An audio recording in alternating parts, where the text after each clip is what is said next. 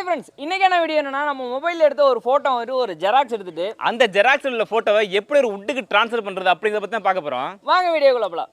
Okay friends, நம்ம அந்த photo transfer பண்ணுறதுக்கு நம்ம ஃபஸ்ட்டு என்ன பண்ணணும்னா, நம்ம என்ன ஃபோட்டோவை ட்ரான்ஸ்ஃபர் பண்ண நினைக்கிறோமோ அதை ஃபஸ்ட் செல்லேருந்து பிரிண்ட் அவுட் எடுத்து வச்சிருக்கணும். நான் இந்த ஃபோட்டோ தான் பிரிண்ட் பண்ண போகிறேன், ஆனால் டேரெக்டாக அப்படியே பண்ண போகிறது கிடையாது. என்ன பண்ணுறேன்னா, இந்த ஃபோட்டோ அப்படியே பென்சில் ஸ்கெட்சில் போய் எடிட் பண்ணி இது போல் எடுத்துக்கிறேன். அப்போ நம்மளுக்கு தெளிவான பிரிண்ட் அவுட் கிடைக்கும். அதனால தான் நீங்களும் இது போல் ஃபோட்டோ எடிட் பண்ணிங்க. அடுத்ததாக நம்ம ஃபோட்டோ பிரிண்ட் பண்ணுறதுக்கு இது போல் பிளைவுட் தேவைப்படும். நான் அந்த பிளைவுட் வந்து ஒரு ஃபோட்டோ ஸ்டுடியோ தான் வாங்கினேன். நான் இதே வந்து ஒரு ஃபோட்டோ ஃப்ரேம் மாதிரி செட் பண்ண ஐடியா பண்ணியிருந்தேன். அதனால இந்த பிளைவுட் வாங்கியிருக்கேன். இது இல்லாமல் இங்கே நார்மலாக இருக்கும்ல, இந்த பிளைவுட்டோட யூஸ் பண்ணலாம். ஆனால் இது யூஸ் பண்ணுறப்ப கொஞ்சம் எமரி போகிற மாதிரி இருக்கும், ஏன்னா கொஞ்சம் சொரசொரப்பாக இருக்கலாம். அதனால தான் இது யூஸ் பண்ணுறோம். அப்படி கிடையாது, டேரெக்டாக யூஸ் பண்ணலாம், கொஞ்சம் சைனிங்காக தான் இருக்கும். அடுத்ததான் நம்மளுக்கு முக்கியமாக இந்த ஃபெவிகால் தேவை. அதுவும் இந்த எஸ்கட்ச்னு இருக்கும், அதாவது சிந்தட்டிக். இது எல்லா ஹார்ட்வேர் ஷாப்லையும் நார்மலாக கிடைக்கும். இதுதான் வுட்டுக்குள்ளது, இதை கரெக்டாக பார்த்து வாங்கிங்க. இப்போ இந்த ஃபெவிகால் அந்த பிளைவுட் மேலே அப்ளை பண்ண ஆரம்பிக்கலாம். ஃபுல்லாக நம்ம எந்த அளவுக்கு கவர் பண்ண முடியுமோ அந்த அளவுக்கு அந்த பிளைவுட் மேலே கவர் பண்ணிடலாம்.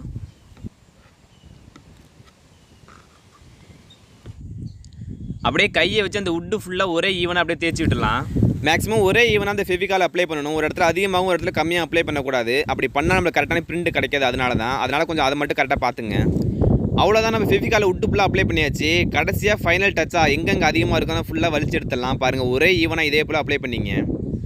இதே போல் எந்த அளவுக்கு கவர் பண்ண முடியுமோ அந்த அளவுக்கு பார்த்து கவர் பண்ணிங்க. அவ்வளோதான். இப்போ நம்ம ரெடி பண்ணி வச்ச அந்த பிரிண்ட் அவுட் இருக்குல்ல, அதை அப்படியே மேலே ஒட்டுறோம் பாருங்கள். இதை ஒட்டுறப்ப கொஞ்சம் பார்த்து கேர்ஃபுல்லாக ஒட்டுங்க, ஏன்னா மடங்கிடுச்சுன்னா வேஸ்ட் ஆகிடும். நீங்கள் பிரிண்ட் அவுட் எடுக்கிறப்பே கொஞ்சம் எக்ஸ்ட்ரா 2-3 எடுத்து வச்சுங்க, அப்போ தான் கரெக்டாக இருக்கும். ஏன்னா ஆல்ரெடி எனக்கு ஒன்று வேஸ்ட் ஆகிடுச்சு, அதனால தான் சொல்கிறேன்.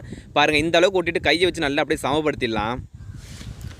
உள்ளார கொஞ்சம் கூட ஏர் கேப் இருக்கக்கூடாது, அந்த அளவுக்கு பார்த்துங்க. எந்த அளவுக்கு நம்ம அழுத்த முடியுமோ அந்த அளவுக்கு அழுத்திக்கலாம். அப்போ தான் நம்மளுக்கு கரெக்டான அந்த பிரிண்ட் ஷேப் வரும். அதனால தான்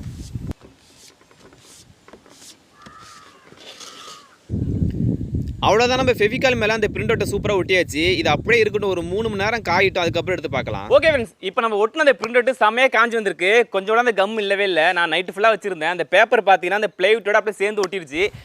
இதே போல் காயறதுக்கு நைட்டு ஃபுல்லாக இருக்கணும்னு அவசியம் கிடையாது. நல்லா வெயில் அடிச்சா ஒரு 2 மணி நேரம் இருந்தாலே போதும், நல்லா காஞ்சிடும். ஆனால் இந்த அளவுக்கு காஞ்சி ஒன்று, அதை மட்டும் கரெக்டாக பார்த்துங்க. இனிமேல் தான் நம்மளுக்கு வேலையை ஸ்டார்ட் பண்ண போகுது. அது என்னதுன்னா, ஒரு பாத்திரத்தில் தண்ணி எடுத்துருக்கேன். அந்த தண்ணியில் ஒரு விரலால் தொட்டுக்கிட்டு ஃபுல்லாக அந்த பேப்பர் அப்படியே தேய்ச்சி எடுக்கணும். இதை பண்ணுறது ரொம்பவே பொறுமை தேவை. நம்ம கொஞ்சம் கூட ஃபாஸ்ட்டாக பண்ணிடக்கூடாது. ஃபாஸ்ட்டாக பண்ணால் அந்த பிரிண்ட் அவுட் அப்படியே பேத்துட்டு வந்துடும். அதனால தான் நீங்கள் எந்த அளவுக்கு பொறுமையாக பண்ண முடியுமோ அந்த அளவுக்கு அப்படியே பொறுமையாக அப்படியே தேய்ச்சி எடுக்கணும். அது மட்டும் இல்லாமல் நம்ம ஒரே இடத்துல அப்படியே தேய்ச்சிட்டு இருக்கக்கூடாது. அப்படி தேய்ச்சா அந்த பிரிண்ட்டும் தேஞ்சு கையோட வந்துடும். அதனால் வந்து தள்ளி அப்படியே தேய்ங்க. இப்போ பாருங்கள், நம்ம பிரிண்ட் அப்படியே வர ஆரம்பிக்குது. பார்க்க ரொம்ப ஆசையாக இருக்குது. எந்த அளவுக்கு வரப்போகுதுன்னு தெரியல. இதே போல் பொறுமையாக அந்த பேப்பரை மட்டும் அப்படியே தேய்ச்சி எடுத்துடலாம்.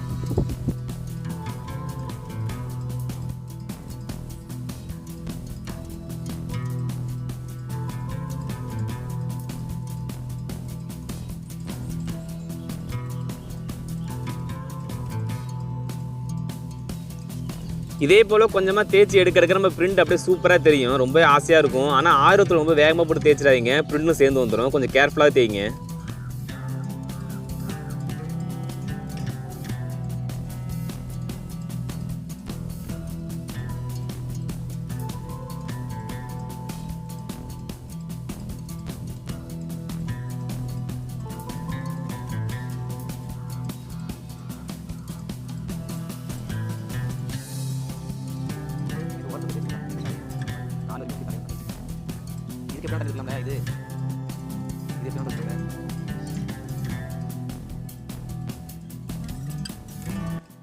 அவ்வளோதான். பாருங்க, நம்ம ஒட்டின பேப்பர்னா அழகாக தேய்ச்சி எடுத்துட்டேன். இதுக்கே கிட்டத்தட்ட 1 மணி நேரம் ஆகிட்டு. எனக்கு ரொம்ப கேர்ஃபுல்லாக தேய்ச்சி எடுக்கணும். இப்போ பார்க்க அந்த பிரிண்ட் அவுட் ஓரளவுக்கு பளிச்சுன்னு தான் இருக்கும். இருந்தாலும் இந்த பிரிண்ட் அவுட் அப்படியே காய வச்சோம்னா, ஒரு 1/2 hour காய வச்சோம்னா அப்படியே மேலே வெள்ளையாக தெரிய ஆரம்பிக்கும் அந்த பேப்பர். பாருங்கள், இது போல். அதனால் கொஞ்சம் நேரம் காய வச்சுட்டு இந்த பேப்பர் நல்லா தேய்ச்சி எடுத்துடலாம். இந்த அளவுக்கு இந்த பேப்பர் ஃபுல்லாக தேய்ச்சி எடுக்க பொறுமை இல்லாதவங்க கண்டிப்பாக இந்த வீடியோ ட்ரை பண்ணாதீங்க. ஏன்னா குறைஞ்சது ஒரு 2.5 மணி நேரமாக தான் ஆகும். ஏன்னா அந்த அளவுக்கு பொறுமையாக தேய்ச்சி எடுக்கணும், இல்லைனா அந்த பிரிண்ட் அவுட் அப்படியே வந்துடும்.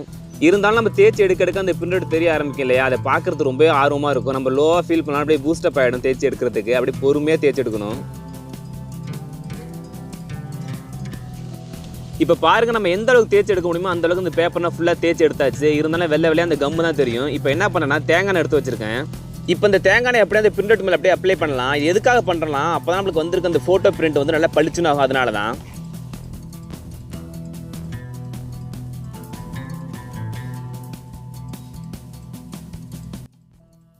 ஃபைனலாக பாருங்கள், நம்ம ஃபோட்டோ பிரிண்டிங் சும்மா செமையாக வந்திருக்கு. எங்களுக்கு ரொம்பவே பிடிச்சிருக்கு. உங்களுக்கு பிடிச்சதா மறக்காம கமெண்ட் பண்ணுங்கள். நம்ம டேரெக்டாக அந்த ஃபோட்டோவை அப்படியே வைக்க போகிறதில்ல, இது கூட ஒரு ஃப்ரேம் ஒன்று அட்டாச் பண்ண போகிறோம். நான் அந்த பிளைவுட் வாங்கின அதே கடையில் தான் அந்த ஃப்ரேம் வாங்கினேன். ஒரு A4 சைஸ் இருக்கும். அதனால் நீங்களும் ஃப்ரேம் பண்ண போகிறீங்கன்னா கரெக்டாக அந்த ஃப்ரேம் கூட வாங்கி, அப்போ தான் நம்மளுக்கு கரெக்டாக இருக்கும். இப்போ அந்த ஃப்ரேம் கூட நம்ம ஃபோட்டோ பிரிண்ட் அப்படியே ஃபிக்ஸ் பண்ணிடலாம்.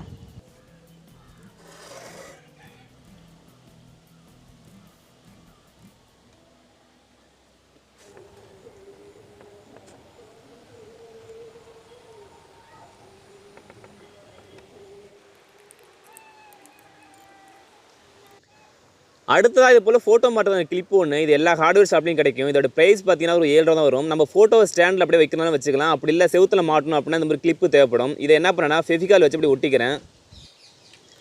இன்னும் ஸ்ட்ராங்காக இருக்கும்னு நினச்சிங்கன்னா நீங்கள் ஸ்க்ரூ கூட பண்ணிக்கலாம். ஃபைனலாக பாருங்கள், நம்ம ஃபோட்டோ ட்ரான்ஸ்ஃபர் சும்மா செமையாக வந்திருக்கு. எங்களுக்கு அவ்வளோ பிடிச்சிருந்துச்சு. இதுக்கான செலவு பார்த்தீங்கன்னா ரொம்பவே கம்மி தான். இருந்தாலும் கொஞ்சம் மெனக்கெடு இருக்கும். மற்றபடி பார்த்தீங்கன்னா நம்ம அவுட்புட் சும்மா வேறு லெவலாக இருக்கும். உங்களுக்கு இது பிடிச்சிருந்தா மறக்காமல் கமெண்ட் பண்ணுங்கள்.